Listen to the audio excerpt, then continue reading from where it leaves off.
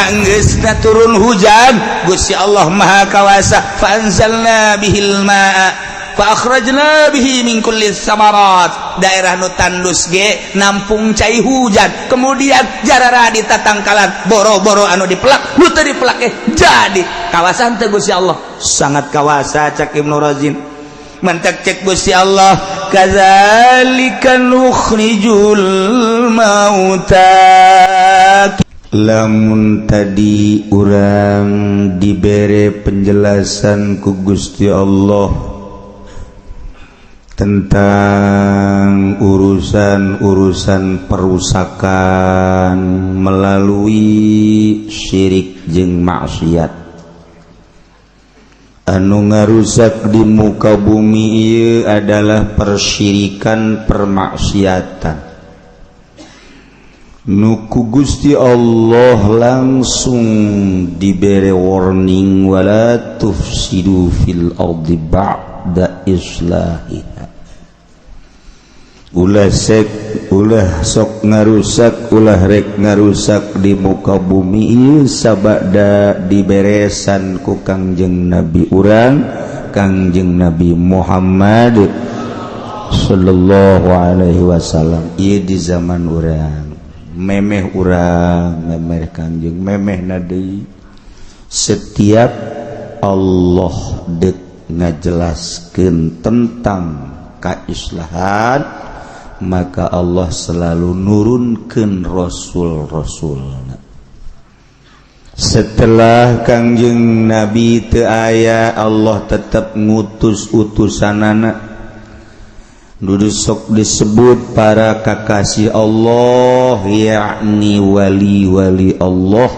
anu geus teu boga kasieun jeung kaprihatin la khaufun alaihim walahum yahzanun sebab geus teu hayang di alam geus teu benci dicaci maki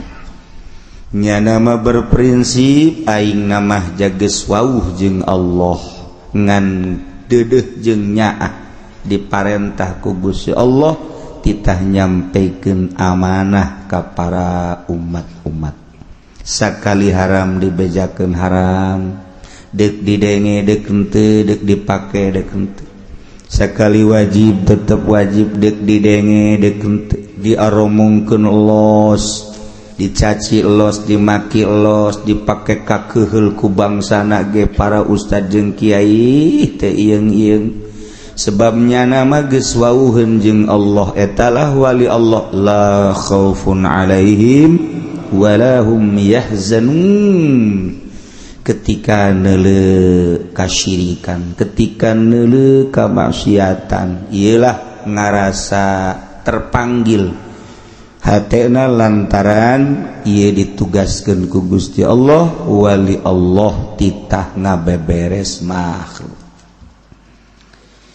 ialah wala tufsidu fil ardi ba'da islahiha riweun ku ari wali Allah cak zahir batinna mah henteu nu mantak riweuh permaksiatan baheula mah di kota ku ari mangga sing kolocor ka jero imah jadi baheula mangan saukur bedah leutik kokocoranana maksiat teh ku ari mangga halama jadi geus runtuh ku ari mah tembok-tembokna teh jadi bedah wae disebut caah banjir caah jadi kuari mah banjir teh banjir maksiat aki-aki nu geus teu pantes nonton TV masih nonton TV keneh di TV na ge nu joget nu nyanyi dan lain sebagainya atuh geus komo nu ngora cacak-cacak Ki Haji ge kos kitu keneh kiai ge masih resep nonton bola keneh di televisi caah ieu mah komo di jero HP mati mimiti nu make kerudung datang ka nu teu make sempak aya kabeh caah hatu ieu mah budak-budak ngora endeu ka rumaha coba lantaran asal nyaho bae naonna kara asal nyaho naonna kara ngomong atuh si ayo coba Masya Allah ieu caah Kemudian baheula mah pamalingan teh kan masyarakat memaling teh kapan aya nagara mah eueuh dumusna maling ku ari mapan gedean keneh pamarentah nu maling batan masyarakat. Geus masyarakat teh jeung pamarentah ku ari mah saideologi pada pamalingan kabeh. Caah kan ngaranna. Caah geus atuh waliullah teh terpanggil sabisa-bisanya nabe ku Gusti dititah. Sakitu teh Masya Allah rempat ya Gusti Allah ari jelema anu maedakeun mangamangpaatkeun zahir mah sakadar kieu doang lamun aya jelema ieu jelema teh deuk dibunuh kelantaran urang boga pencajeng boga kaleuwihan kakuatan pisahkeun sakadar sakitu. Lamun aya jelema ieu teh keur ngamuk ku urang teh boga kakuatan cekal ku urang sakadar sakitu jelema teu bisa ngojay titeulem angkat ku urang sakadar sakitu pemikiran ahli zahir mah sakadar sakitu kumaha ieu jelema supaya ulah jadi ditembakna kumaha jelema teh supaya ulah jadi dibunuhna kumaha jelema teh supaya ulah jadi diselna kumaha jelema supaya di persidanganna menang sakadar sakitu zahir mah waliullah mah lain eta nu dipikiran teh sia mah deuk nyalametkeun di leungeun manusia aing mah deuk nyalametkeun teh titah ku Allah di leungeun setan kumaha ieu jelema keur diome ku setan aing tugasna deuk nyalametkeun jelema di leungeun setan urang mah kuari baik masyarakat biasa atawa pemerintah nyalametkeun jelema teh di leungeun manusia deui tapi wali mah lain di leungeun setan ieu teh jelema teh keur diome ieu teh ku setan geus jelas keur judi diome ku setan nu mabok diome ku setan nu maling diome ku setan eta teh supaya kumaha disalametkeun termasuk kiai anu asup kan terjerumus kadinya nyahoeun wali mah ieu keur diome ku setan kajian kumaha cara nyalametkeun kumaha tah tugas wali mah nyalametkeun jelema nu keur aya di leungeun setan berat nu mentak ngadatangan nyana atawa ngobrol lalaunan kadeuleun mah biasa bae horeng keur munajat ka Gusti Allah carana kumaha ieu jelema supaya salamet keur diome setan. Berat wali teh tugas ti Gusti Allah nu mantak wali mah tadina berangkat ngojay teh hanjat tina laut sanjatna hanjat tina laut kapanggih lah jeung raja mun cara raja sanggeus kapanggih jeung raja belah dituun laut cak raja jeung saha maneh ka dieu sorangan apa loba anu deuk ka dieu teh besi teh nyahoan jalan jung balik deui ka ditu tuduhkeun jalan-jalanna tuduhkeun naik parahuna tuduhkeun ngojaina ulah mikiran sia bae batur ge endeup loba anu deuk ka dieu kitulah wali Allah gambaranna cek Tuhan Abdul Qadir wali teh geus baueun geus datangnya nama ka Allah cak Allah ulah maneh bae atuh sosoranganan sia mah geus lihai deuk beurang deuk peuting ge da teu nganggap peuting jeung beurang teh waktu mah akur dan perputaran panon poe doang ketika panon poe di luhur kadeuleu ku urang beurang ketika panon poe di handap peuting geus daho maneh mah ka aing cak Allah ulah sia bae umat tuh nu endeu ka aing tuduhkeun ku sia. Oh gitu, balik deui wali teh nu tadina sorangan teh kuari mamagahan ngaji. Kuari mah dakwah. Lain sosoranganan wali di leuweung bae lain eta mah wah teu bagus sama Gusti itu. Encan datang maksudna. Nu geus datang mah titah balik deui ku Gusti Allah jalain jang soranganan umat tuh. Mantak datang wali mah ka bangsa rangda-rangda. Tuh sia mah seuri bae. Rangda kolot ieu mah. Tah eta datang ka kiai-kiai Golkar. Duh kiai bener kiai teh nyai teh make dalil make tah tapi kiai di jero eta bisa teh nyebut cau. Bisi teh bisa nyebut cau doang. Lalaunan kunaon anu narima hidayah datang anu teu narima malah keheul eueuh masalah. Diomongkeun ge eueuh masalah nya makin bae aing mah geus boga tempat di Gusti Allah geus datang. Sia dek ngomongkeun aing dek ngomongkeun sia nu salah. Kitulah wali mah tilok marah. Matak lamun aya nyana nuduhkeun haju nyana marah, teu lain wali tah walingi. Moal nyana moal marah ka jeung kumaha ge diaromongkeun ku kiai, ku ustad, ku jawara, ku salah. Ih, itu sabodo. Sebab naon nu mantak teu marah? Aing mah geus boga tempat di Gusti Allah sia ngomongkeun aing. Ye goblok. Cak wali. Terus aing bangan sakadar nuduhkeun. Hadu cara-cara nuduhkeunana nyana mah kumaha karakter masing-masing ti Gusti Allah kapan. Tah mantak cek tuan saya, hei sia lamun aing ngomong dengekeun, besi aing nyarekan ka sia dengekeun ku sia. Sebab nu mantak wae nyarekan ka sia, sia mah carekaneun. Lamun ngomong lemah lembut ke sia mah moal beres, sebab hate sia mah teu asbatan batu. Dengekeun ku sia. Goh loba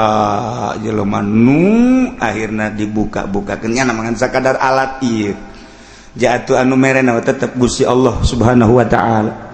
Nah gitulah dek nyalametkeun ti leungeun setan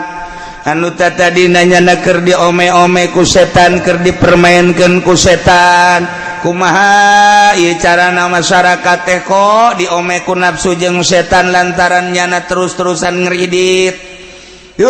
Teureun-eureun terus bae ngomong lah cenah ulah sok haju kekencengan teh jak kiai ge loba nu ngahalalkeun kredit, urang milu bae kanu ngahalalkeun.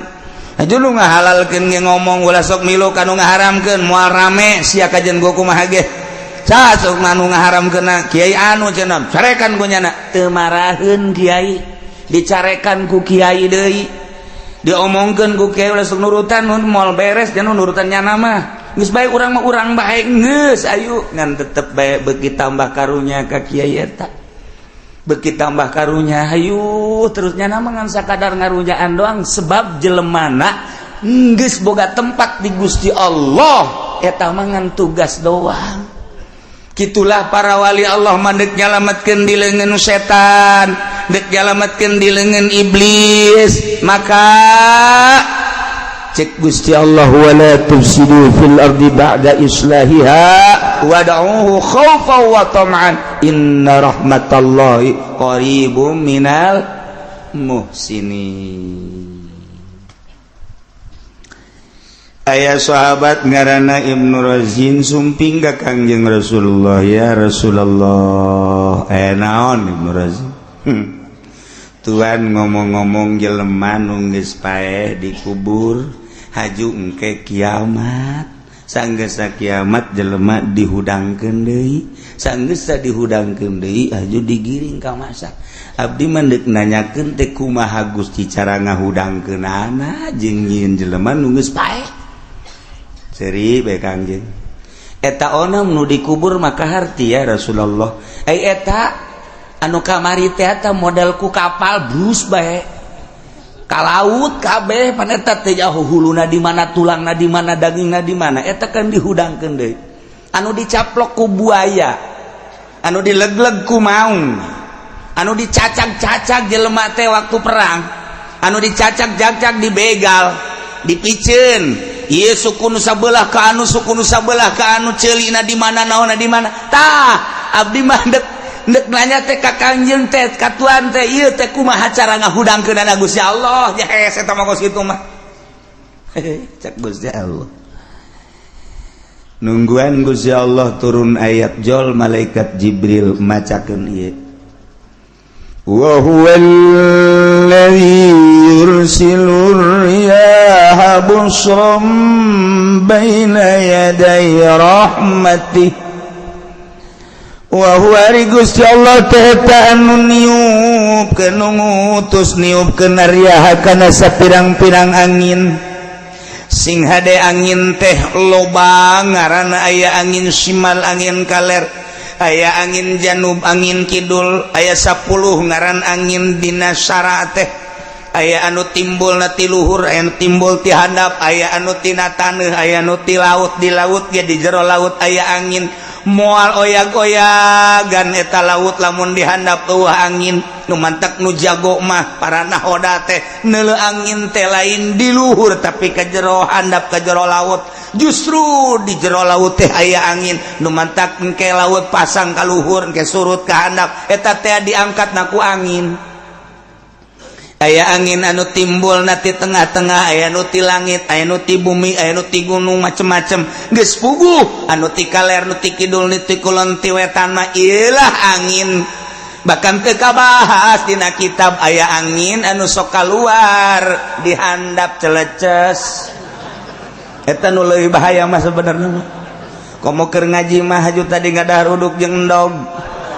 geus eta mah angin racun teh mah.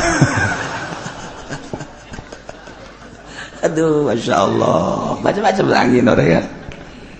Nu jelas saha eta nu niupkeun angin, termasuk angin eta.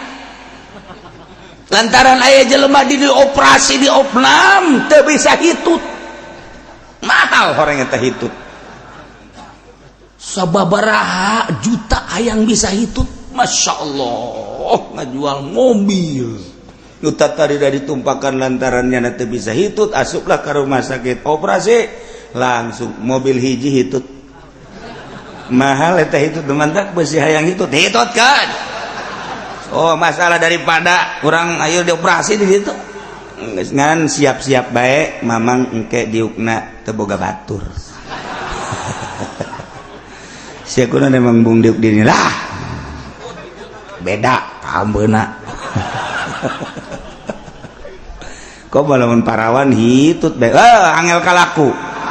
ulah parawan mah anti hitut kajeun mules beuteng ulah hitut aya teh parawan jadi hayang hitut jasa jadi tahan pajar aman meureun aya hudang teh tit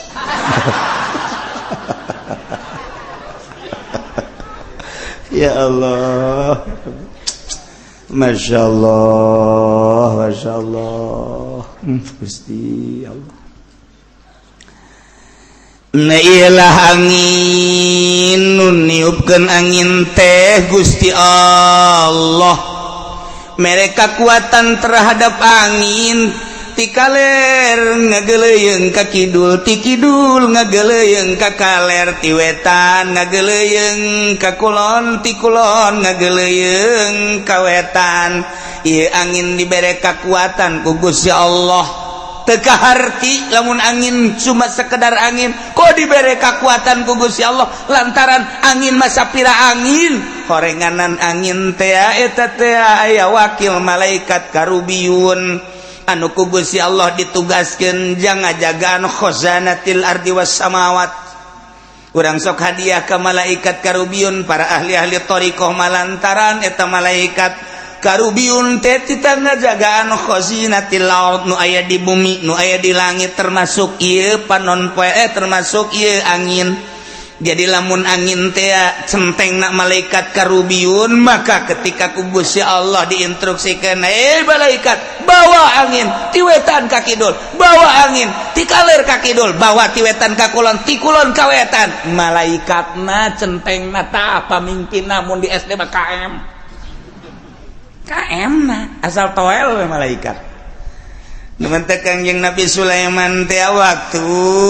kadatanganku malaikat maut. Cek malaikat maut. Waalaikumsalam. Neuleukeun bae tah ka jelema ka tamu. Eta malaikat teh disuguhan cai teh daek nginum suguhan da naon dahareun teh daek nginum. Jeung nulukun bae ka tamu. Nulukun bae ka urang tamu di Kangjeng Nabi Sulaiman. Tekebal malakal maut keluar pamit. Tamu nanya, Tuhan, aya teh saha? Tadi tamu emang kunaon? Leulegeun kula bae. Tuh tamu ieu rupa-rupa biasa henteu lain deui. Bangunan dulukeun tuh kicep-kicep ka kula emang saha? Tamu malakal maut enteng biasa ngajawabna. Kang Nabi Sulaiman enteng biasa ngajawab malakal maut mah biasa sok nabu ka dieu. Kalau kan nelekeun ka kula bae kunaon emang. Dideuleuh ku Kangjeng Nabi Sulaiman. Oh, malakal maut teh heraneun ka maneh. Kunaon emang? Lantaran geus dareukeut meureun.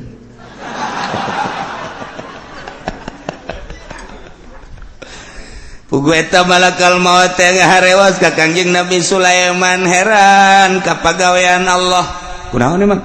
lantaran jelema nu kula dideleukeun teh eta teh 5 menit deui bakal paengan paehna kudu di nagara Hindi di India sedangkeun kuari aya di dieu keneh ieu teh di Israel teu kaharti kula mah malakal maut ge teu kahartieun geus kajian kumaha ge tetep kula mandek ngajagaan bae di ditu sesuai jeung perintah Allah dekaharti malakal maut aya kula mandek ngajagoan ngadagoan di ditu be jadina tulisanana di ditu paehna kudu di negara Hindia di luhur batu geus we malakal maut ieu mah ngadagoan teu kaharti jelemana di Israel keneh nyana malakal maut geus cila bae di luhur batu di India ke bae nyana brak eta tamu teh ya Tuhan kula masieun jasa lantaran dideleukeun bae pangirimkeun angin bae jatuhan mah wauh jeung angin pangkirimkeun bae kula maka India ke ka mana cenah coba eta atuh aya yang kitu mah langsung Kangjeng Nabi Sulaiman ya Karubiyun hei malaikat Karubiyun sebagai pewakil angin ya ka dieu ya coba pangmawakeun ieu ya jelema ka India ya terojol we angin datang ka dieu lep dibawa ku angin datang ke India pas di batu tadi tek nah ini dia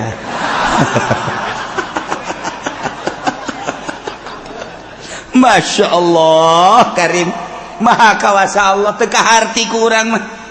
kos gitulah Gusti Allah ketika urang dek maot di Lampung kajian kumaha ge urang teh kudu ka Lampung bae dilarang ku anakna dek naon bah ka Lampung dek naon henteu aing hayang ka Lampung jasa dek naon atuh ka Lampung mun kitu mah di Lampung keur usim-usiman ya henteu ieu mah kadu loba di urang duku loba di urang komo cau balaya di urang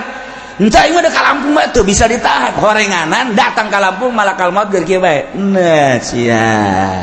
ini tugas gua nih nyampe nih tuh maha kawasa Allah mantap kula sieun aing cenah di Mekah sieun di kapalna besi paeh aju di ditu di Mekah pas sedak-sedak moal aing moal ka Mekah lah sieun jagyana bejaan ku urang aya di dieu nu teu sedak-sedak aya daun nu paeh lo bajak jan nu perang di Suriah nu paeh di urang ge di Irak keur campuh perang nu perang teu paeh kunaon di Pasir Gadung modar nah kawasa Allah ieu tuh urusan paeh mah lain ku perang lain ku kalaparan lain ku panyakit ajal iza jaa ajaluhum la yastakhiruna sa'ata wa la yastaqdim ilah diondang ku Kangjeng Nabi Sulaiman angin bisa ku Kangjeng Nabi Sulaiman angin mantak urang ge kuari namun urang kataekan asal urang daek bae aya rumusna ieu baca tidinya engke bakal datang malaikat Karubiyun ima langsung nanya wa ima isyarah wa ima geus bae urang bebeja engke beres zaman baheula mah pan kos kitu jelema nang ningong sapeuting aya 7 panggung masyarakat kagarieunan bebeja ka kiai lah teman terserah kiai bae cek nya aing pangeran meureun negeri kumahakeun bae garieung jasa aya guys bada isya kiai asup ka masjid baca ayatna meuli bejakeun ku aing ayatna besi ku diwirid kaluar ke malaikat Karubiyun aya naon manggil kula payahna angin sapu ta angin bereskeun 7 panggung bereskeun be aku angin loba kajadian ta kos kitu masyaallah nurut angin kawali Allah mah ngan teu meunang sambaran mendingan nyanggakeun sadaya-daya bae ka Gusti Allah lantaran eta ceurikna bae ge mun diijabah doa kos kitu wali mah teu mahi sabulan 2 bulan yang cerikan diijabah doa isin ka Gusti urang mah mun diijabah doa tuh atuh mah sia teh jauh ka aing aing wali aing teh wali diomong-omong wa huwallazi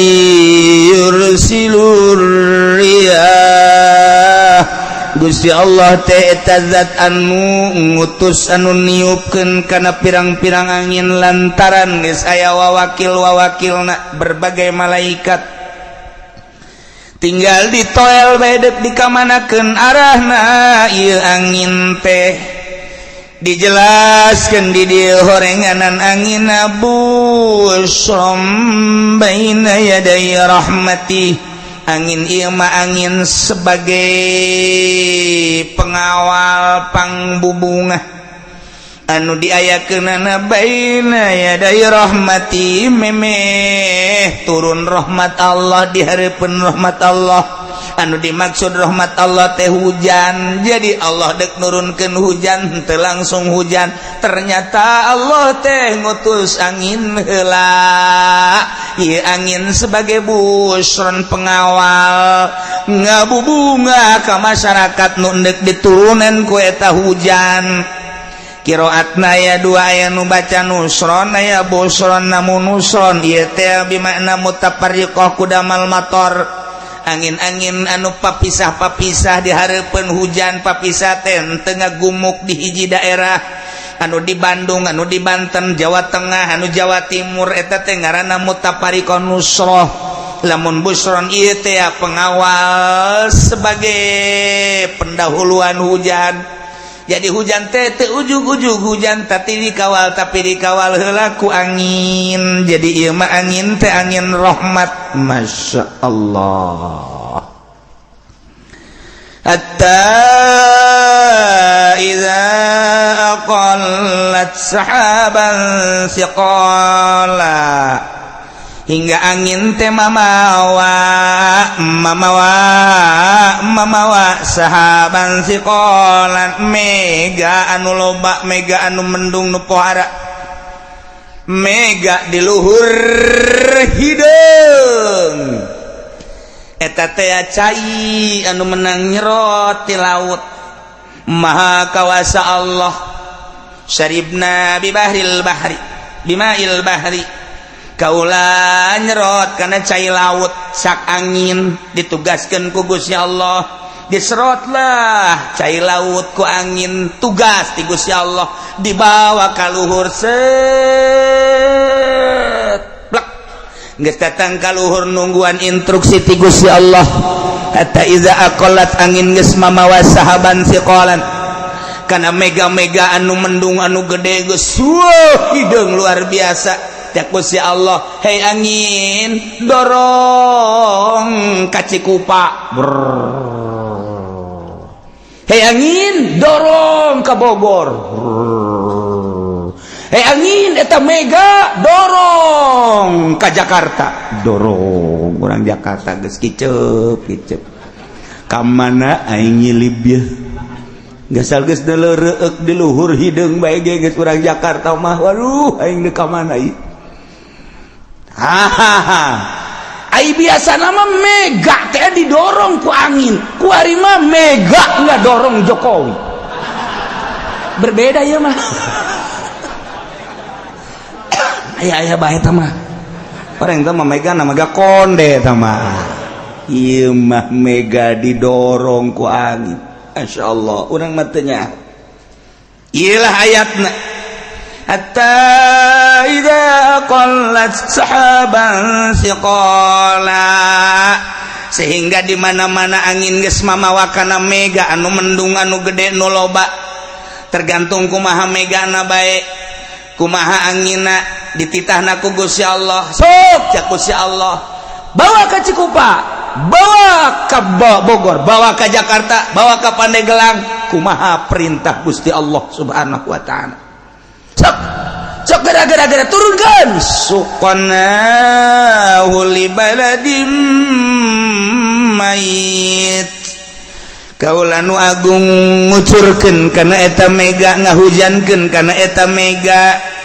li baladim mayitin kana taneuh anu tandus anu tatadina geus rata jukut-jukut acan dihujanan ku Gusti Allah fa'anzalna bihil ma'a maka kaula nurunkeun ka eta nagara kana cai hujan terus bae turun wer hasil tina hujan fa akhrajna bihi min kulli samarat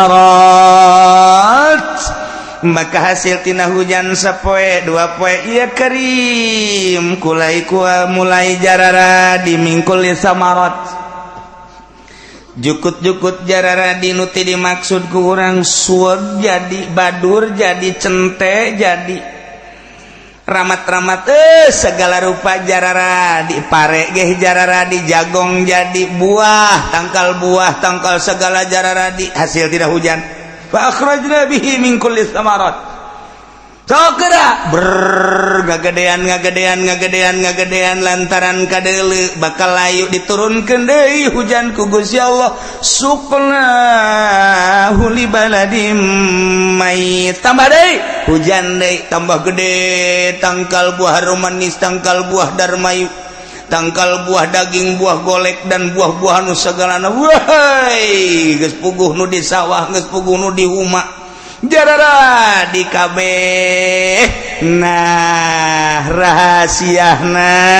ieu hujan diturunkeun di daerah eta sehingga ngajadikeun kana tatangkalan ku sebab Allah memperhatikeun umatna deudeuh jeung nya acak Allah keuna dalalahar ngadahar pare sangu ngadahar jagong ngadahar dangder hui dan lain sebagainya di samping eta bubuahan urang kumaha deudeuhna jeung nya Allah ka Gusti urang kunaon urang buang ka warah jasa ayo pikir coba kurang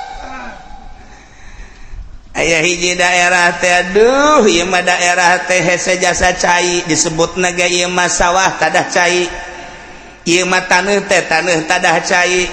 heseueun lantaran eueuh kali eueuh jalan cai eueuh saluran nyana mah nungguan cai bae sedengkeun cai mah pan teu bisa diondang emang cai bisa di SMS jamal bisa ayo SMS kurang mal bisa aja hukum hage teh urusan Allah urang paling geus kieu doang ya biasana bangsa berberan kitu teh geus aya hujan tapi ieu mah encan urusan Allah biasana mah Oktober November Desember Januari teh kan geus hujan ieu mah henteu labas ka ditu kunaon atuh Maret April Mei kunaon aya hujan urusan Allah kunaonnya bisa kos kitu hujan ku pindah sih ulah nanyakeun ka aing ka ditu tanyakeun ka Allah aing mah teu wau jeung Allah kapantogeun hulu sia ku aing sia lain waukeun jeung Allah sia na meureunanan mantak patani teh riweuheun ieulah urusanana urusan soal hujan masyaallah minta dibacakeun Fatihah parantos pupus Kiai Haji Ahmad Ghazali Serdang bin Haji Abdul Hamid masyaallah inna lillahi wa inna ilaihi raji'un al-Fatihah bismillahirrahmanirrahim alhamdulillahi rabbil alamin arrahmanir rahim maliki yaumiddin iyyaka na'budu wa iyyaka nasta'in ihdinas siratal mustaqim siratal ladzina an'amta 'alaihim ghairil maghdubi 'alaihim waladdallin lamun nyaritakeun tentang daerah-daerah anu biasa salalubur mah urang nyaritakeun di Lembang nyaritakeun di Garut Tasikmalaya Ciamis daerah subur nyaritakeun di daerah Bogor malah Bogor teh geus boga julukan kota rain eta teh kota hujan nah ieu kan geus biasa teu aneh deui kuari mah urang deuleu di daerah Serang belah kulon jalan cai eueuh sawah Batela itu keneh Pandeglang kabelah ditu pegunungan jalan cai di mana aya teu aya sawah mah tapi araraya laleutik urang mun nyaritakeun boga sawah sabaraha aya meureun 30 kotak mah di mana di Pandeglang ulah kaget bu cuk urang 30 kotak kamu tambah sugih jasa can pogo 30 kotak barang di delok kotakanna sameter persegi letik kotakanna orang nyaritakeun di Karawang mah boga 30 kotak beuh lain lalagaan ngomong urang mana ya urang Karawang boga cenah 30 kotak mah geus pohara tah pohara geus tah lumayan geus sakotakna 1000 bae kali 30 kan berarti kan luas 30.000 3 hektar tapi lamun urang Pandeglang ngomong ulah alhamdulillah cenah boga sawah sabaraha 30 kotak ambo ulah ka ambo ulah ka heulana deuleuh heula ka ditu barang di deuleuh ya Karim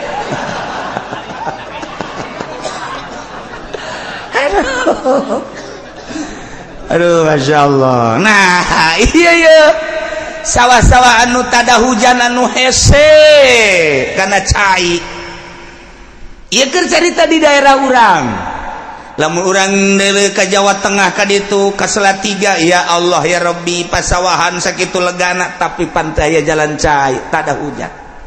Bahkan di deuleu ku urang taneuhna semu putih. Yogyakarta ka ditu taneuhna teh semu aya lain pasir putih lempung cadas hese eta mah kos kitu mah asal geus garing-garingnyaan hese ngabelentang kumaha kurang Jawa mah nu putih pantulan tina sawah eta sakurang Jawa nu putih aya aing putih deula saputihna urang Jawa teu percaya aing malah pantulan tina taneuhna di jerona putih nah mantul ka luhur hideung kana beungeut. Lamun ngagambarkeun tanah di Jawa Barat mah hese nyaritakeunana ti mimiti Banjar Ciamis Tasikmalaya kemudian ka Garut ka belah dieu terus ka Bandung taneuh teh geus hese nyaritakeun kasuburanana di Bandung lewat ka dieu ka Cianjur ka ditu ka Sukabumi ka belah ditu Bogor geus lewat ka dieu Tangerang termasuk subur lain lalagaan Tangerang wah arajasa Serang sakitu mah rada lumayan Pandeglang Rangkas Betung kayak itu kan lah urang nyaritakeun Jawa Barat mah pohara bae kasuburanana. Tapi lamun Jawa Tengah Jawa Timur eueuh nanaonan ngan boga otak Jawa Tengah jeung Jawa Timur teh untuk mengelola palawija taneuh nu kurang subur bagaimana supaya subur dikelolalah melalui otak sakolanya nah dikirim di Jawa Tengah. Masya Allah jeruk di Jawa Tengah kirim samangka di Jawa Tengah kirim di Jawa Tengah Jawa Timur teh kitu melon Jawa Tengah Jawa Timur ditampung nama di Jawa Barat kos urang Jawa Barat teh padahal mah pagawean urang Jawa Tengah Jawa Timur boga otaknya nama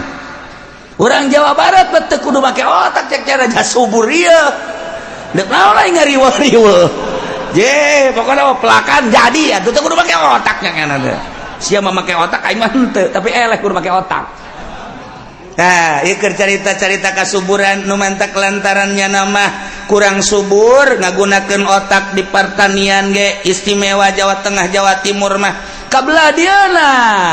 pengusaha istimewa Jawa Tengah Jawa Timur perpolitikan Jawa Tengah Jawa Timur nu keur main di panggung Indonesia Jawa Tengah Jawa Timur geus sabaraha taun main ti zaman Bung Karno ka Bung Harto ka Bung Gus Dur bung Jawa Tengah Jawa Timur Jawa Tengah Jawa Timur boga otak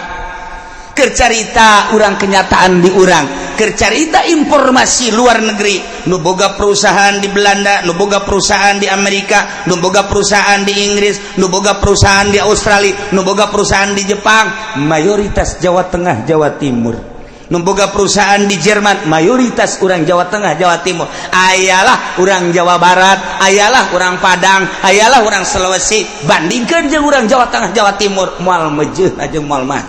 otakna luar biasa bantah kuari nu keur main Jawa Tengah Jawa Timur urang mah kakarak boga hiji bae ge kamari ieu keur jadi wakil presiden teh genjleung luar biasa padahal matrek eueuh deui can jadi presiden kuari kakarak ge naik di KPK doang ge geus genjleung sakitu doang ge can aya presiden urang Serang can aya presiden orang Pangodokan jore amat presiden lahir di Pangodokan mal menang-menang aja gue mah leuwih parah deui aya deui presiden lahir di Delan jore asa tah mah ambo budak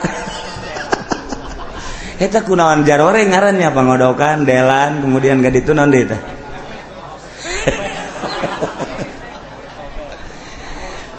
eta nu jore jasa mah Kobet kercarita kasuburan ya kercarita kasuburan geus ulah dicaritakeun Jawa Tengah Jawa Barat nu mantap terkenal jasa julukan anak terkenal jasa di Dejen karikatur Jawa Barat di Belanda. Karikatur Jawa Barat di Belanda isin orang lamun neuleuh. Karikaturna kumaha? Make samping si korodong nyana aju diu nu sabelah diangkat nu sabelah ditindihan sasimbut ngarokok.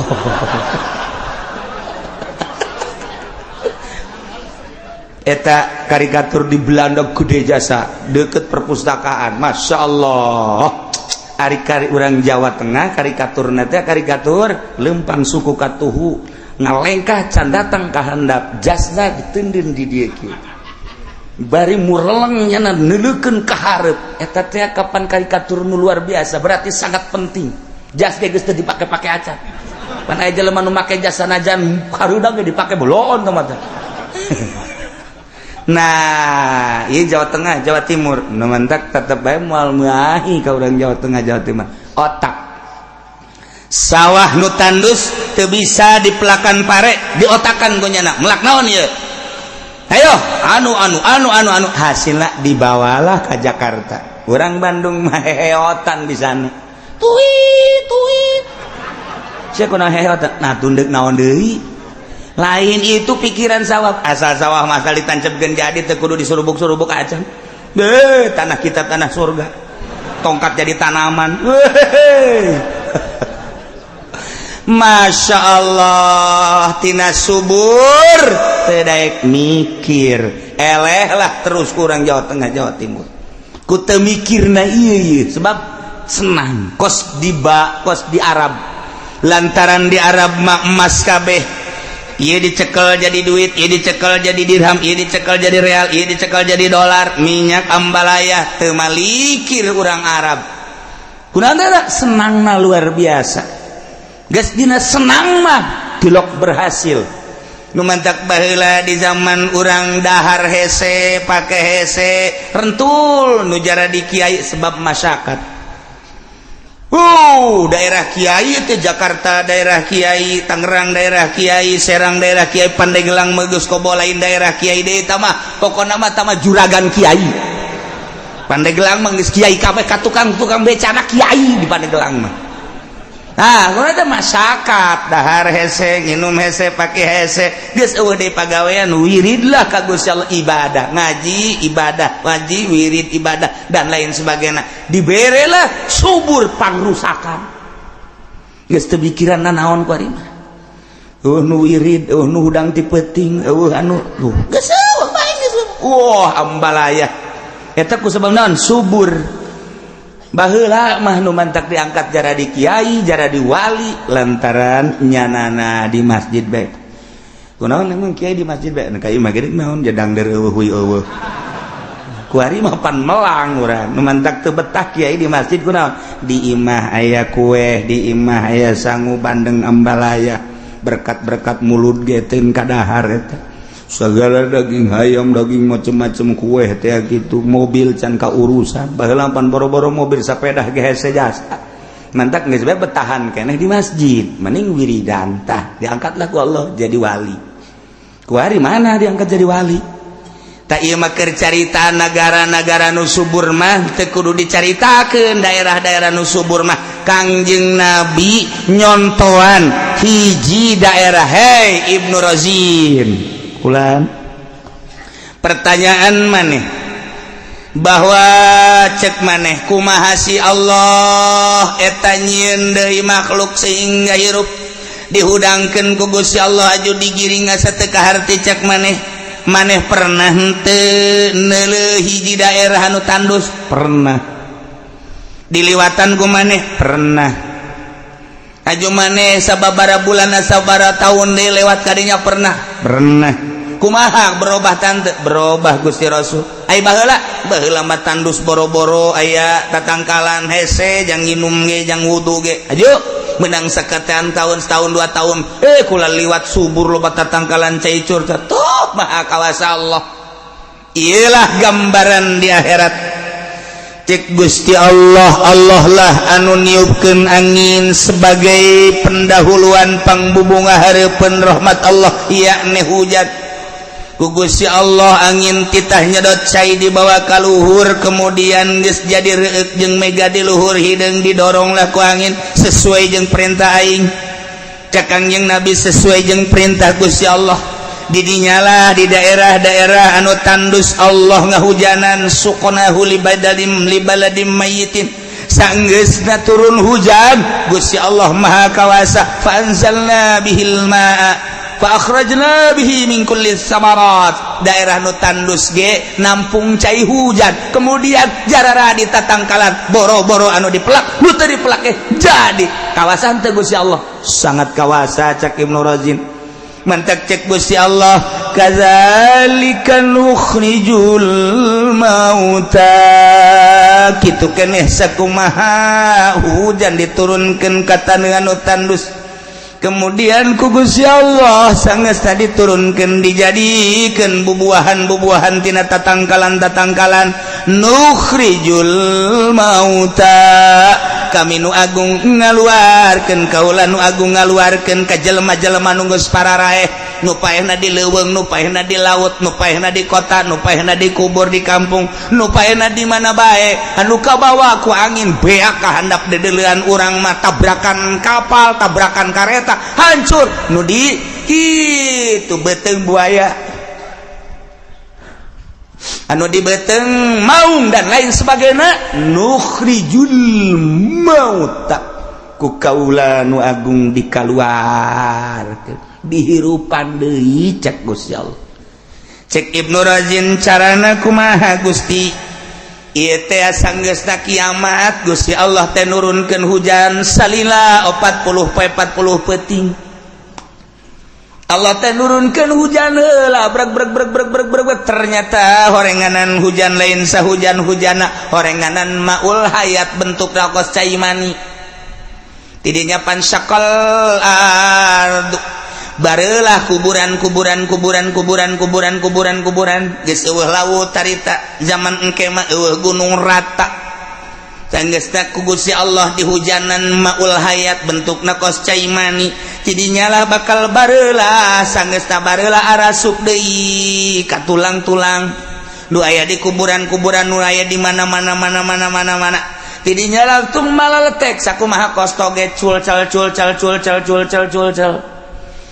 anu tadina acak-acakan nu sukuna di masyrik anu suku sabelahna di magrib ku Gusti Allah Maha Kawasa sanggeusna diturunan hujan teh dihijikeun deui ka dinya blek nah hiji deui atuh tadinya dibeulem cara Buddha cara Hindu geus ajur dirinya dihijikeun deui ku Gusti Allah plek cal eueuh nu katinggaleun kabeh nu paeh biasa dikubur anu paeh di beuteung buaya nu paeh di beuteung maung anu paeh dicacak jeung jadi kitu lebu kabeh ngahiji brek ieulah gambaranana bahwa Allah nurunkeun hujan ka taneuh anu tandus eta mah pantaneuh mah eueuh nanaonan tadina setelah diturunkeun ku jararadi bahkan buahan ieu mah komo tadina urang geus diayakeun jadi jasad kemudian dihirup ke deui leuwih gampang tibatan hujan turun ka taneuh anu tandus eueuh nanaonan ku jadi kadzalika nukhrijul mauta kitulah Gusti Allah ngaluar-luarkeun jelema anu pararaeh barang culcel hararudang kabeh wabeh ngagro kumaha ngagrona mambasana mimar kodina woi saanu ngahudangkeun urang ti kuburan sahanya nadahum Gusti Allah nyeluk olu kabehan ngadarengekeun sanggeusna ngomong mambasana mimbar qadina ai prakaya suara hadza ma wa'adar rahman wa sadaqal mursalun kurang surat Yasin dibaca ngan kulantaran teu nyaho dibaca bae kurang horenganan eta teh engke bakal dipraktekeunana ketika urang hudang ti kuburan rata kuburan teh kabeh ngaromong membasana mimmer kodina soh anu ngahudangkeun urang ti kubur aya suara engke tepuguh di mana-mana na urang ngadenge hada ilah hararudang ieu hada ilah hararudang ieu ilah nu dijanjikeun ku pangeran ma wa'adar rahman yo wa sadaqal mursalun nu baheula nyaritakeun bakal aya alam mahsyar ieu kuari bener para rasul tinggal urang anu yakin iman ka Allah iman ka Rasulullah sumuhun na'am ya Allah na'am ya Allah na'am ya Allah kabeh ngaromong muhun Gusti tinggal si Ahok culak cileuk si Ahok, Bill Clinton, George Bush bangsa culak cileuk wadinya kafir-kafir si Tegwan culak cileuk kabeh si siang-siang malingseng kabeh culak cileuk urang mana am Gusti sumuhun abdi iman ka Gusti sok dibaca ayat ieu teh ku abdi iraha aing ngariung tapi abdi sok marah mun haju teu menang berkat nah ieu dipraktekkeun hada ma wa'adar rahman wa sadaqal mursal ieu teh lamun cek ahli bilagah mah termasuk kana tasbih ngan ieu teh tasbihna tasbih tamtsiliyah panjang dongengna urang mun nyaritakeun tasbih lantaran tasbih aya tasbih mursal aya tasbih mujmal aya tasbih mursal mujmal aya tasbih balik aya tasbih tamtsiliyah lu teu mondok moal nyaho moal nyaho cak aing moal ja aing nu ngaji hese mantak santri haju parohoan deh asal ngadenge boja heueuh poho ieulah nu kos kieu ngaranna tasbih tamtsiliyah sok bisa dijadikeun pribahasa tasbih tamtsiliyah mah lamun di alfiah mah sok aya tah nyaritakeun anu kaduhung teh anu kaduhung baheula henteu bebeneran kok kuari jadi kaduhung baheula keur mondok aing henteu nyan kuari dijadikeun ustad ka dieu hese ka ditu hese kaduhung makan tilok teh heula panderi kecuali tukang beca mah kaduhung teh heula can kaharti kan terus yang kaharti di mana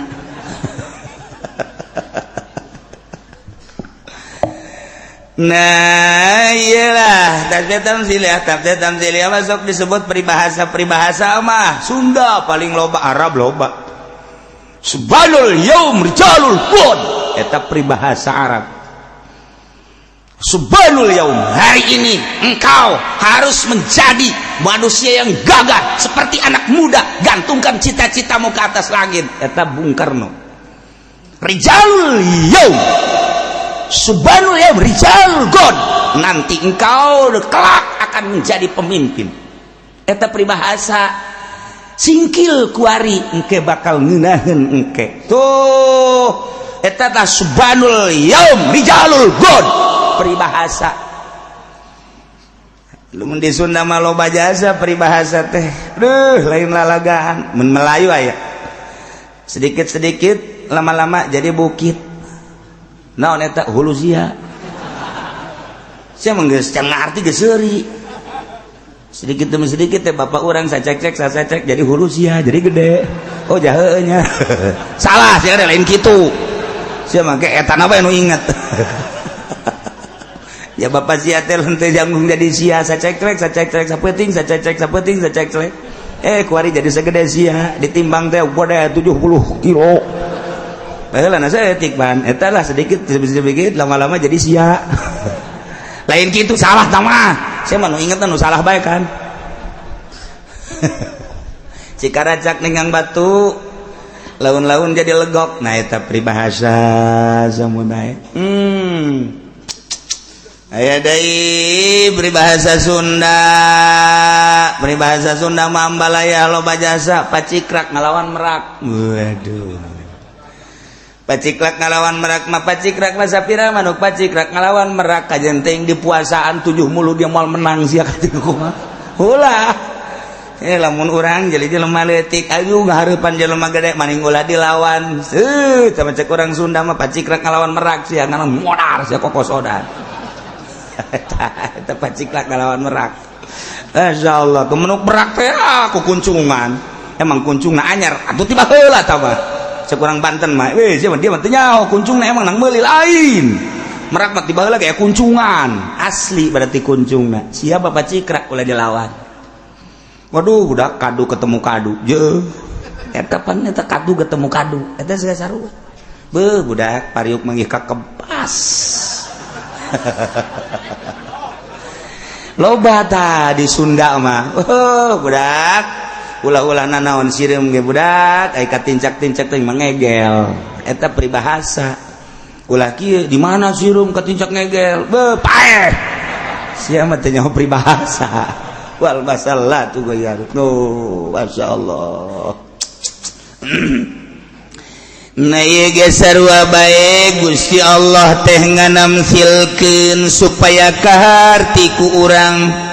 ulah-ulah urang dihirupan deui ku Gusti Allah sabada maot taneuh geus rata kemudian ku Gusti Allah diturunan maul hayat dihujanan sadunya anu bentukna kos cai mani dihudangkeun kemudian cal-cal okos toge kala luar haju ngomong membahasana mimma raqadina hadza ma wa'adar rahman wa sadaqal mursalun tah tadi di tamsilkeun ku Gusti Allah sakumaha kaula nu agung teh ngahirupkeun bumi anu tandus sabada katanduna satadunda katandusanana sabara taun mah haju ku kaula diturunan cai tina cai eta terus ngeyembeng haju jararadi bubuahan berbagai bubuahan bisa dinikmati teh bubuahan teh nah kadzalika nukhrijul mauta kitu keneh kaula ge bakal ngahudang-hudangkeun jelema anu geus parareh minal ardi ti kuburan masing-masing ku kaula wa nafsu wa man amrana ba'suhum dihudangkeun deui hian dihirupkeun fil yaumil akhir engke di akhir eta teh kakawasan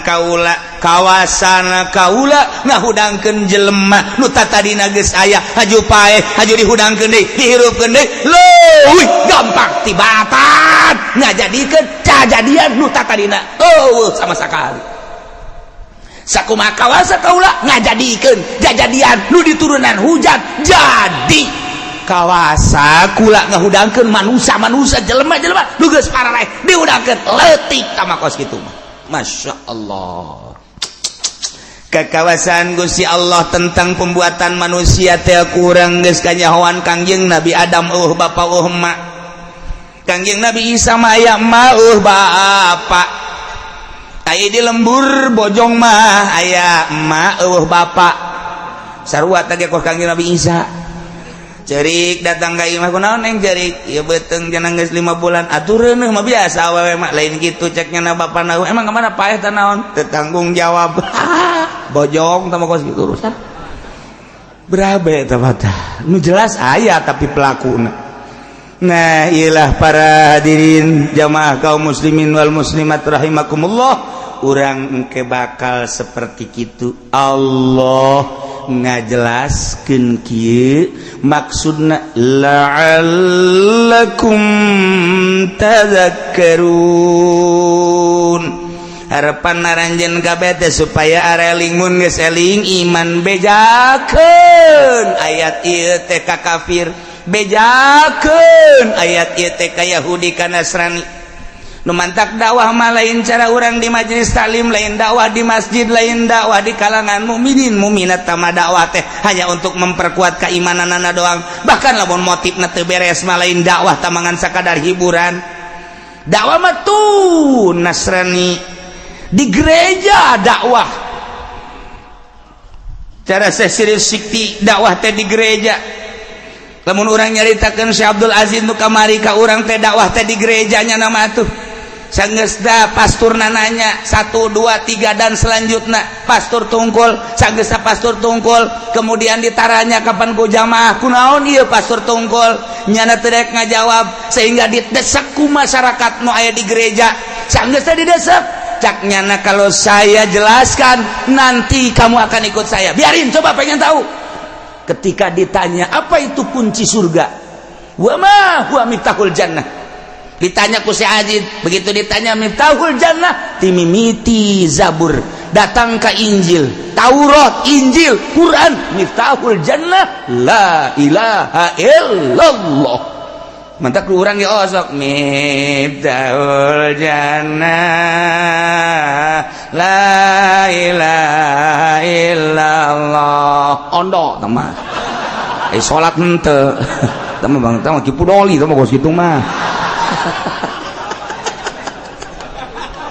Ya Allah ya Rabbi, nyanya Miftahul Jannah la ilaha illallah. Coba gali ta la ilaha illallah. Iya mah pakai nong nang ning nong. Miftahul Jannah, hasil Miftahul Jannah la ilaha illallah Muhammadur Rasulullah kabeli apaan sa? Belon teh juga. Tama kunci sorga, udah sok ningong-ningong. Kabeli kunci mobil gua. Nah, eta pastur langsung ngucapkeun mulai dari Zabur, pasturna pernah baca Zabur, pastur pernah baca Taurat, pastur pernah baca Injil, pastur pernah baca Quran. Dari seluruh kitab samawi Miftahul Jannah la ilaha illallah. Maka dengan demikian terserah kepada anda sekalian yang ada di gereja, saya akan masuk Islam di hadapan Syekh Ajid. Asyhadu an la ilaha illallah wa asyhadu anna Muhammadan Rasulullah. Kunaon atuh lain bendu sa gereja asup Islam kabeh. Hidayah lain lalagan. Eta Syekh Ajid nu di urang teh lain lalagan lain jelema leutik. Asup Islam kabeh. Syekh Ajid kaget. Engke kumaha lamun dipertanyakeun. Mentak kala luar kabeh geus jadi muslim muslimah. Terus jana diondang arasup Islam. Nya mun lain pangkat wali ieu mah cerita somprana moal bisa. Tah kabelah dieu cek nyana tetap anda silakan masuk Islam, tapi karena pemerintah sangat mencurigai dan memata-matai, ketika keluar salib tetap dipakai. Di Amerika keluar tetap dipakai, ka jero dibuka salat. Ilah berjuang Syekh Ajid lain letik-letik jelema. Nah, ilah kadzalika nukhrijul mauta la'allakum dakwahkeun coba di gereja, dakwahkeun coba di kuil, dakwahkeun coba di kelenteng, dakwahkeun coba di kalangan-kalangan Yahudi jeung Nasrani. Ieu karak dakwahnya ngan nu dakwah model kitu geus kudu pasagi. Ulah kudoli mah ulah kaput. Geus maningan ka Cisupa bae, ka Cikopa, ka Cisoka eta bae lah paling jauh Cisauk lah geus. Geus khawatir jangan lamun dibawa ka kelenteng khawatir. Kebalik lain mau berkat naon hinyoh deui. Aduh masyaallah. Jadi geus kudu kelas. Nu mantap ketika Gus Dur baheula masuk gereja, wah dikapir-kapir ku kabehan. Sekula kok kitu amat sih teh jauhan sejarah para aulia Allah baheula. Gus Dur mah dakwah teh di gereja, Gus Dur masuk kelenteng, Gus Dur masuk. Ih, atuh geus teu roba-roba, cai laut dikamamatakeun ge asin bae. Campurkeun jeung cai darat, moal ngahiji, cai laut bae. Emas tetep bae emas. Emang roba atuh henteu sakali mas tolong. Iya tetap lamun geus teu robah kitu silakeun. Namun baheula Gus Dur wow dikapirkeun dianukeun tenang bae. Nyanana bendo atuh henteu sebab lah nyana geus nyahun ka Allah. Cuman sia disengerikeun ku Gus Dur geus nyahun ka Allah, ngan aing deuk nuduh-nuduh sia. Buktina nu zarah sapoe teu kurang ti 10.000 sanunita. Dina kitab Maimuniyah dijelaskan tanda seorang diangkat jadi solihin atau jadi wali setelah maut jelema zararah kadinya tanpa dititah. Eta ciri. Di kitab Maimuniyah geus anu nitahan atuh zarah dia ka paharto mah dititahan ge urang embung. Ye kiaina nu dititahan Kiai Golkar ye dibere minyak, dibere kecap, dibere duit atau dicokot. Zarahna enggak datang ke hadap doang, ngonyeng balik. Isukna tahu diisuk tadi bere tuh tejarahnya nage kita kiai boloon deh sarua. Datang ke kuari guys dipersiapkan pertokoan dan lainnya aya nu hayang zarah teu. Ketika datang ka dieu sekedar hayang nyaho doang. Anu maksud zarah mah teu saha nu ngahalangan Gusti Allah. Apa emang Soeharto jore? Wallahu alam ieu mah teu nyaritakeun jore jeung bagus ngan nu dicaritakeun bahwa zarah teh ieu nang Allah. Dititahan ge embung mah embung bae, teu daek mah teu daek bae ka jeung kumaha ge. Nah, dakwahkeun. Mantak urang urang mah sebagai rakyat hayu bae kiai nu deuk dakwah di anu kajen ulah sok haju sombral ngomong segala kafir segala ulah antepkeun bae engke ge kadeuleu manfaatna di akhir ge anu henteu dakwah ka gereja ge modern Nur Kholis jadi abangan kos kitu jil jadi jaringan Islam liberal dikutuknya na ku di ditu ku mertuana lantaran mertuana kiai gede dilempengkeun teu daek lempeng dilempengkeun teu daek lemu dilempengkeun teu daek disabodokeun. Masya Allah ta'ilah urusan anak kadinya mah rahasia Allah subhanahu wa ta'ala. Numantak Abu Nawas mah nyana mah nyin pertanyaan ain endog jeung kotok heulaan mana. Aduh Abu Nawas sok aya aya bae heulaan endog ain endog mun mimitina di mana jeung mun kotok.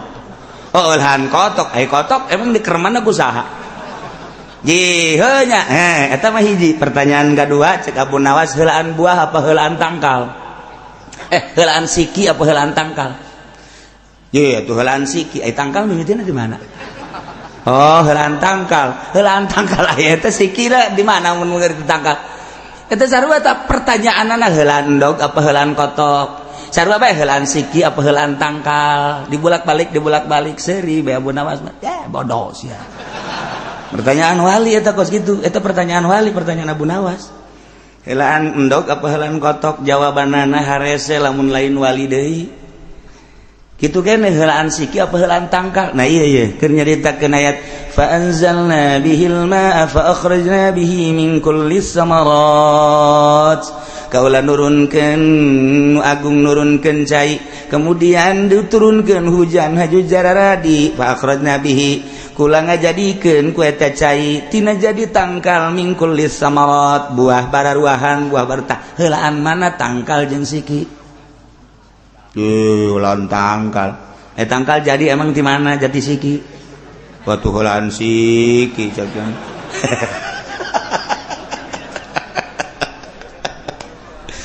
tuh moal kapanggih lantaran eta mah ka Siti Jenar.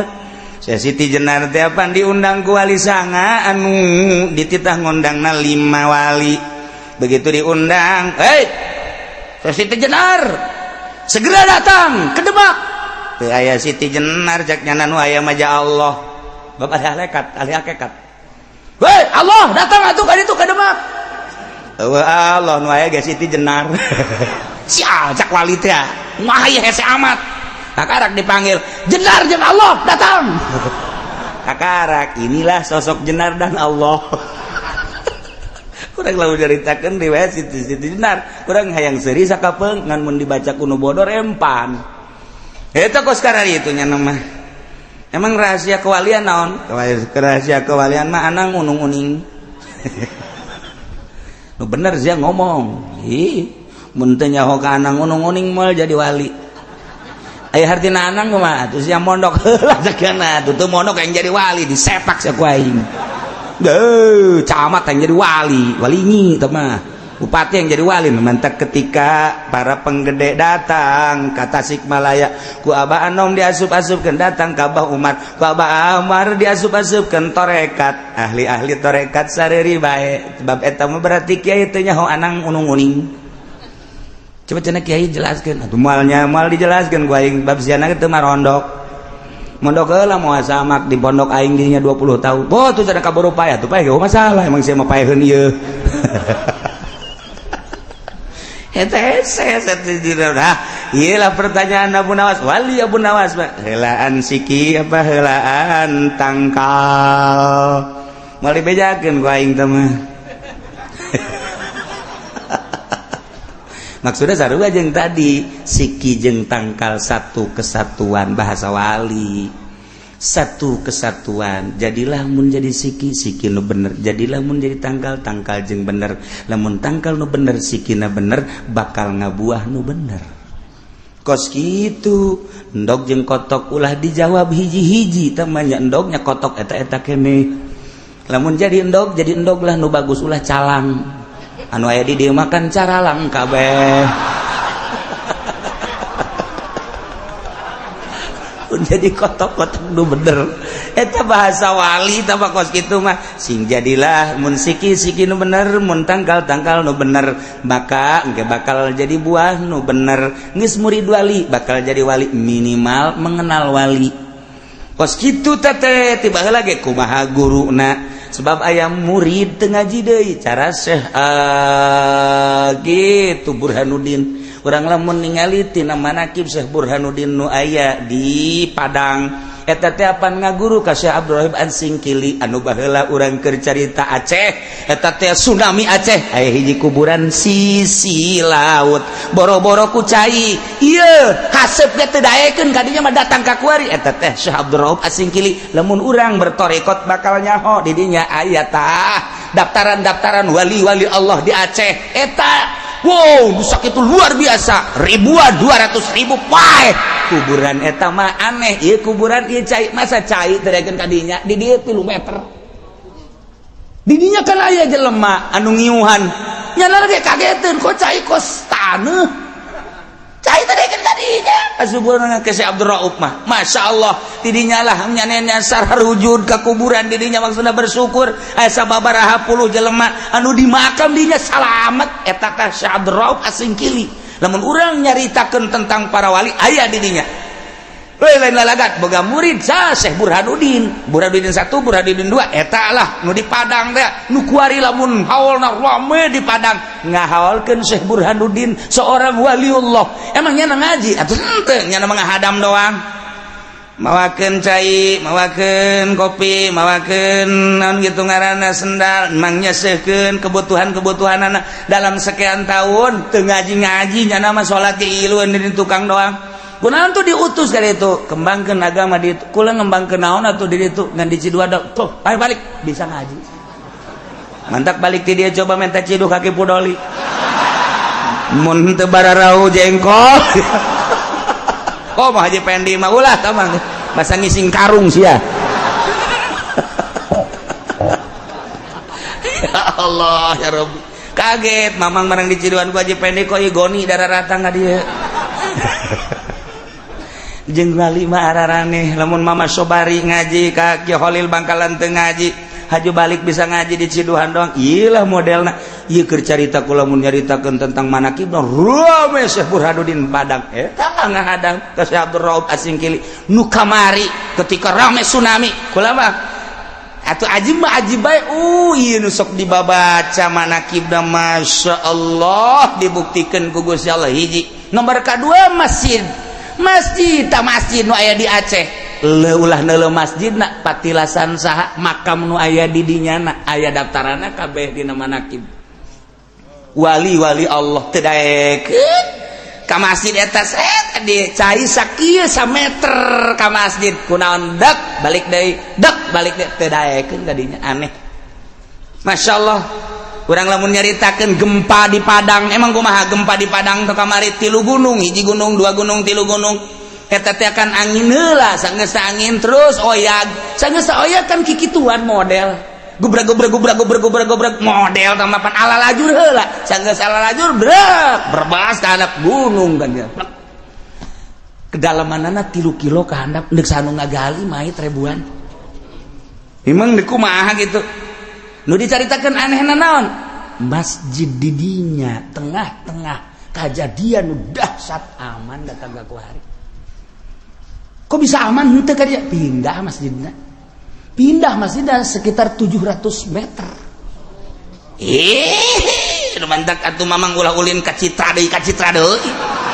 ulin teh Citra Putri kos ka itu marulu nyeuh tukang jagong anting gede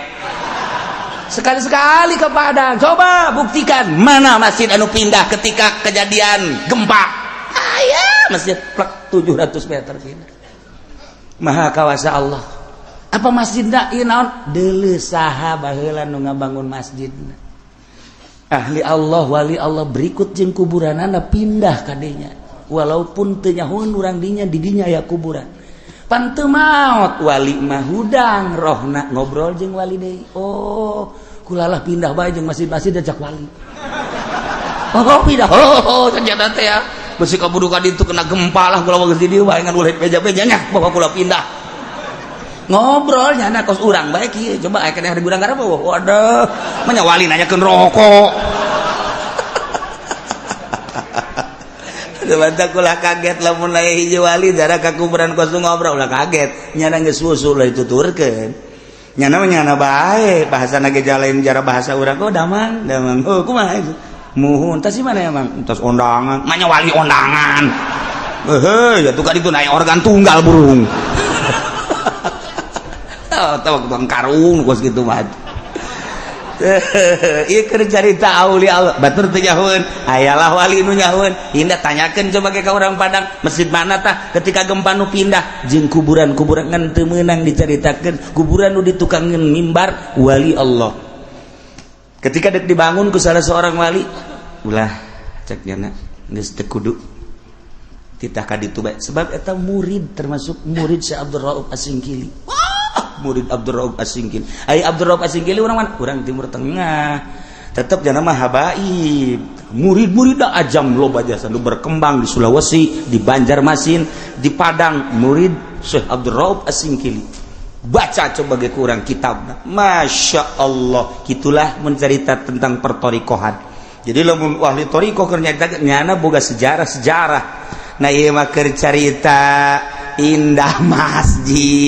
masjid kitu Baitur Rahman eta kitu naon Aceh aman Syekh Abdul Rauf nasugan tersentuh ku cai henteu maha kawasa Allah ijang tanda bahwa ahli-ahli Allah teu maot dijagaan ku Syekh Abdul Rauf aya anu nyahoeun wali Allah Syekh Abdul Rauf na hudang cai kaditu geus saputer eta doang cai 3 meter ka luhur jajanna mah pan handa di sisi jasa pantai sugan ku henteu beres tsunami Syekh Abdul Rauf leungit deui kitu kene Syekh Burhanuddin dan lain-lain sebagainya ulah kaget atuh masjid loba nu aman di Padang salah satu masjid waliullah pindah 700 meter urang teh tilok dibaca nu kos kararituna dianggap hayalan maju teh dipuat-puat di koran ge beusi engke kafir tersentuh kan gitu di urang mah aya unsur-unsur bae aya unsur-unsur bae nyaritakeun Syekh Abdul Rauf makamna henteu kena ge dibahasna anul sebab di urang mah henteu murni Islamna haju nu ngaberitakeunana kapan eta teh Kristen mah lo di Kompas Kristen Merdeka Kristen mayoritasna ieu teh Kristen mentak berita-berita nu kos itu diabai-abaikeun ku nyana berita-berita keanehan nu karomah maunah kecuali maonah eta na yela dawakeun kadzalika nukhrijul mauta la'allakum tadhakkarun bejakeun ka maha kawasan Gusti Allah ulah-ulah ngahudangkeun jelema nu tadi geus aya nu tadi geus pernah dihirupan ku ari dihirupan di atuh teh mah babari sarua jeung mobil tabrakan di bagusan deui atuh ka bengkel gampang tah kos kitu mah ieu bae ge daerah nu tandus gunung mana sawah mana humak mana sakapeung waktu mah ku Gusti Allah teh di hujanan jaradi urang mun liwat ti Jidah ka Madinah baheula mah kapan Mekah Madinah teh lila urang kerencan aya jalan nu kuari maka ditu jalan teh ka aslina zaman baheula eta teh kapan ningali satu waktu mah tandus tatangkalan urang ka Mekah deui 5 tahun kemudian Masya Allah koloba tatangkalan haju nu ngangon sapi nu ngangon onta nu ngangon embe loba lantaran loba tatangkalan ke 5 tahun deui ka Mekah ko tandus tatangkalan engke aya deui nang saha ngajadikeun eta teh ya Allah tinggal ke gambaran-gambaran tentang mukmin jeung kafir bakal dicaritakeun selanjutna diumpamakeun kana tandusna jeung suburna taneuh wal baladut thayyibu wallahu a'lam